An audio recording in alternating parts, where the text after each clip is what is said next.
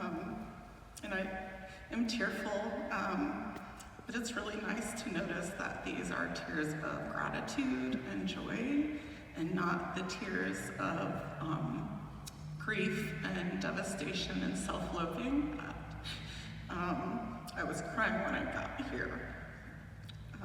Interestingly, today is actually 3 months exactly since I started on September 8th, and I really can't believe how far I've come. It's exactly what I needed, even though it was scary and hard. So I want to thank, in particular, my care team. Essence, you have held me accountable, and you have role modeled for me what validation looks like, so that I could see that for the first time and offer that to myself. And learning to offer that to myself has enabled me to better offer that to others. I want to thank Dr. Meadows for being the best cheerleader on the planet and for spoiling me in terms of psychiatrists. I have a new standard that I will try to demand going forward. Getting my medication right has been a huge factor in my healing. I want to thank Megan and Elizabeth for leading our family in CBT Core 2. Shout out to CBT Core 2. You guys have been amazing. Megan, you've been great at going with the flow of our raucousness and giving us space for joy as well as learning. And my CBT Core 2 family has been just such an incredible part of this journey. You are chosen family to me. You are my safe space. You are my heart. So please keep laughing. Please keep being vulnerable, and please keep giving Megan and Elizabeth a run for their money. I'm counting on you guys to carry that torch. You can do it. I'm also counting on all of you to carry the torch of cheering really loudly at community meeting, because it is hard up here. And I didn't start doing that when I got here. I saw peers who've now graduated who did that, who inspired me to do that. So I encourage you guys to carry that torch. And that means that I also want to thank my peers here. You guys are some of the most amazing people I've ever encountered in my life. Every single one of you. It is really brave to come here. It is really brave to show up every day.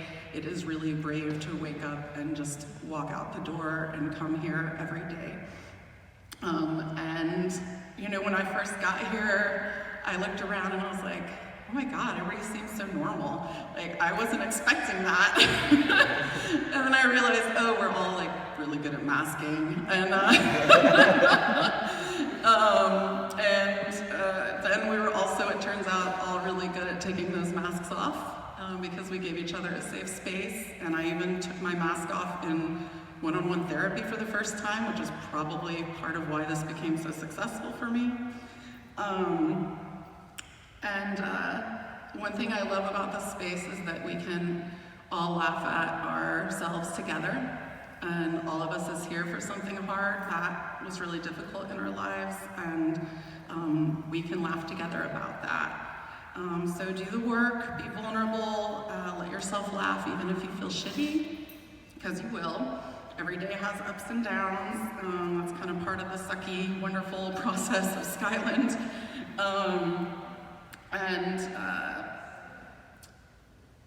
Thanks for being patient with me while I talk a lot. I think we're really lucky to have access to this space. There's a lot of people who don't. We are each well-resourced in one way or another, or at least have some resource that allowed us to be here.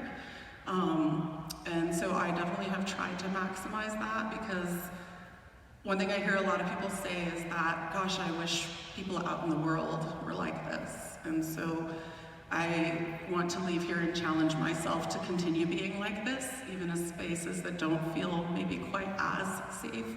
And I hope that we can stay in touch and support each other in doing that, because it would be great if we could get the world a little closer to that.